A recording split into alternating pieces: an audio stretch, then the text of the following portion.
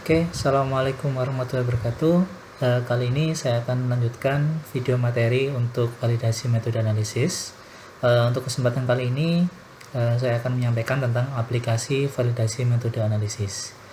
Sebelumnya, bagi yang belum menyaksikan video pertama, silakan disaksikan pada channel YouTube saya. Jangan lupa subscribe, like, dan juga share.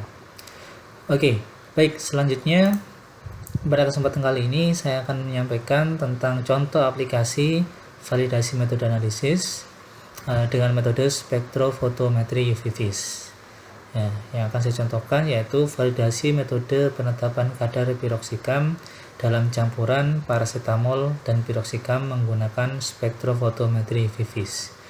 Dalam hal ini yang akan kita validasi metodenya adalah untuk penetapan kadar piroksikam dalam campuran paracetamol piroksikam, yang artinya bahwa paracetamol di sini adalah sebagai pengganggu dari analisa piroksikam dalam sediaan campuran. Oke, yang pertama, karena ini merupakan sediaan yang akan kita tentukan kadar bahan aktifnya, maka parameter validasi yang akan kita gunakan adalah kelas C. Artinya bahwa yang akan kita tentukan parameternya adalah hanya selektivitas, linearitas, akurasi, dan presisi. Nah, yang pertama yang akan kita tentukan adalah selektivitasnya. Pada spektrofotometri UV vis, selektivitas ini parameternya ditentukan dengan menggunakan atau yang ditentukan pada panjang gelombang terpilih. Jadi kita harus mencari pada panjang gelombang mana piroksikam bisa dianalisis tanpa ada gangguan dari senyawa aktif lain. Dalam hal ini senyawa aktif lainnya adalah paracetamol dan juga matrix. Nah, untuk itu akan dibuat campuran komposisi 3 komposisi yang berbeda, yaitu komposisi A, B, dan C. Nah, komposisi A yaitu perbandingan antara piroksikam dan paracetamol 1:16, komposisi C komposisi B 1:1, dan komposisi C adalah 16:1. Komposisi ini diambil berdasarkan sediaan yang ada di pasaran. Meskipun di Indonesia belum ada ditemukan sediaan kombinasi paracetamol piroksikam, tapi di luar negeri ada paracetamol piroksikam dengan komposisi 1:16. Nah, setelah masing-masing campuran ini kita sudah buat, nanti kita tentukan masing-masing serapannya, kemudian kita overlaykan atau kita jadikan dalam satu grafik, kita overlaykan spektranya, kita amati pada panjang gelombang 200 sampai 400 nanometer. Nah, kemudian akan kita tentukan panjang gelombang terpilihnya, nanti akan kita temukan bahwa panjang gelombang terpilih di mana pada panjang gelombang tersebut absorbansi piroksikam tidak dipengaruhi oleh absorbansi paracetamol maupun matrix, yaitu pada panjang gelombang 338,5 nanometer. Nah, ini contohnya ada 3 bentuk grafik. Yang pertama yaitu perbandingan paracetamol piroksikam 1:16, yang kedua paracetamol piroksikam 1:1, dan yang ketiga paracetamol piroksikam 16:1. Nah, yang atas ini adalah spektra piroksikam, yang bawah ini spektra paracetamol. Pada perbandingan paracetamol piroksikam 1:16, kita lihat pada panjang gelombang 338,5 serapan dari paracetamol tidak mengganggu serapan dari piroksikam. Jadi pada panjang gelombang ini bisa kita gunakan untuk analisa validasi metode atau analisa penetapan kadar piroksikam. Nah, bagaimana dengan perbandingan 1:1? Nah, ini paracetamolnya, spektra paracetamol, sedangkan yang atas ini spektra dari piroksikam, dan ternyata pada panjang gelombang 338,5 nanometer juga tidak ada gangguan yang berarti. Nah, begitu juga perbandingan 16:1, di mana pada panjang gelombang 338,5 nanometer ini spektra absorban dari paracetamol tidak mengganggu spektra absorban dari piroksikam. Nah, kita pilih 338,5 ini juga kita perhatikan puncak dari spektra piroksikam. Nah, inilah yang dinamakan selektivitas, di mana absorban dari senyawa aktif yang akan kita amati tidak diganggu oleh serapan dari matriks ataupun senyawa aktif lain yang terdapat dalam campuran. Jadi bisa kita katakan bahwa metode yang pertama, parameter validasi yang pertama itu terpenuhi, yaitu selektivitas. Oke.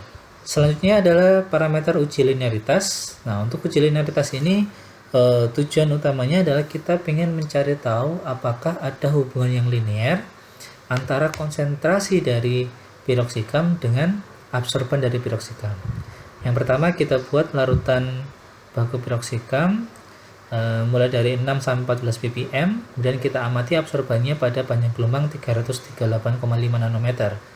Kemudian kita buat kurva bakunya, kita tentukan persamaan regresi linearnya, dan kita cari tahu nilai R dan Vx0. Seperti pada video sebelumnya kita sudah tahu bahwa untuk parameter linearitas, uji linearitas, kita tidak boleh hanya menggunakan satu parameter saja, atau tidak boleh hanya menggunakan satu acceptance kriteria saja, kriteria penerimaan saja. Kita juga minimal menggunakan dua, yaitu R dan Vx0. Nah, untuk Vx0 nanti bisa kalian cari sendiri rumusnya seperti apa ya. Nah, ini contohnya. Kita tentukan kadar piroksikam seperti pada contoh ini ada 6,17, 8,22, 10,3, 12,3, 14,4. Ini kita tentukan dari penimbangan sebenarnya standar piroksikam. Kemudian absorbansinya 0,249, 0,340, 0,423, 0,525, dan 0,614. Nah, kita buat grafik regresi linearnya antara X-nya yaitu kadar piroksikam dengan Y-nya adalah absorban. Kita ketahui atau kita temukan bersama regresinya 0,0445, X min 0,0276. Nilai R-nya 0,994 dengan nilai signifikansi P kurang dari 0,05. Nah, ini juga nanti lain kali akan kita bahas bagaimana cara menghitungnya. Sedangkan untuk nilai Vx0 yaitu 1,22% dengan persyaratan kurang dari 5%. Nah, ini artinya bahwa parameter uji linearitas sudah terpenuhi. Nah, di mana nilai R-nya mendekati 1 dan nilai Vx0-nya kurang dari 5. Nah, selanjutnya adalah parameter validasi akurasi dan presisi. Dalam hal ini kita gunakan 3 komposisi yang berbeda yang akan kita amati atau kita lakukan pengamatannya dengan 3 kali replikasi. Nanti akan kita hitung persen recovery-nya dan juga akan kita hitung nilai presisinya.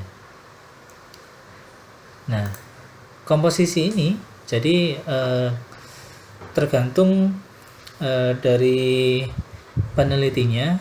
Biasanya yang paling sering digunakan adalah mulai dari 80, 100% ya, 80%, 100%, dan 120% dari kadar target.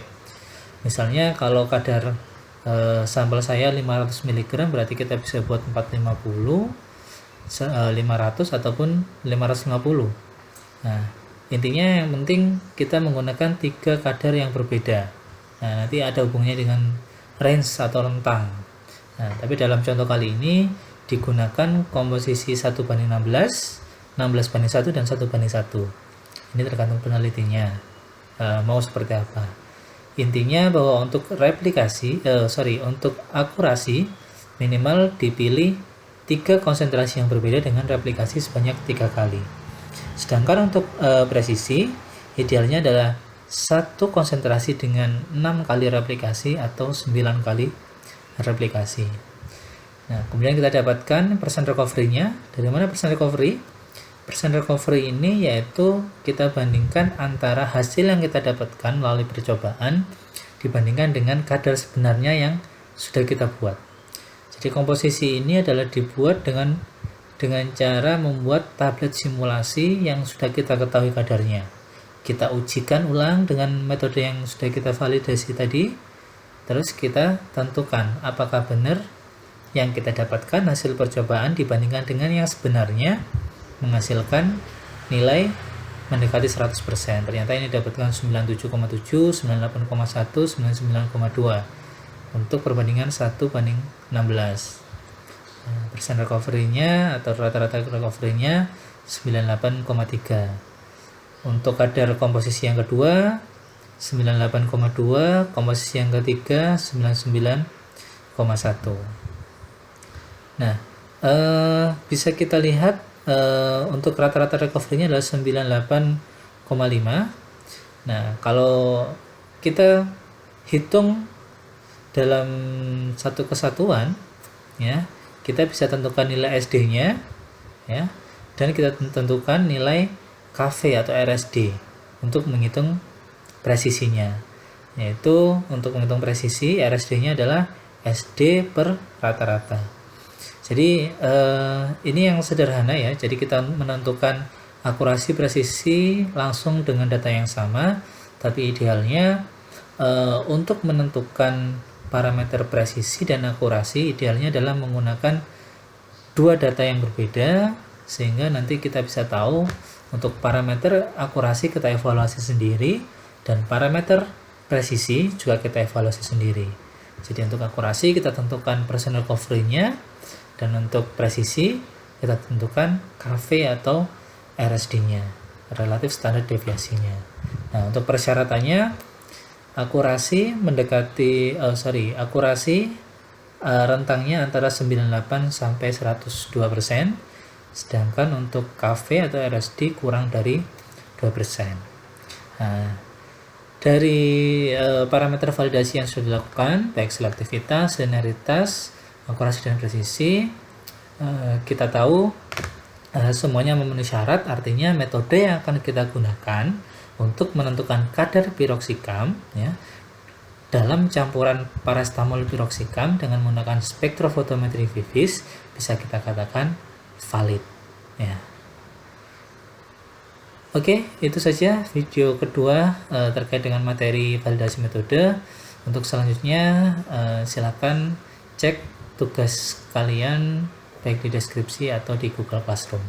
Baik, itu saja dari saya, kurang lebihnya maaf.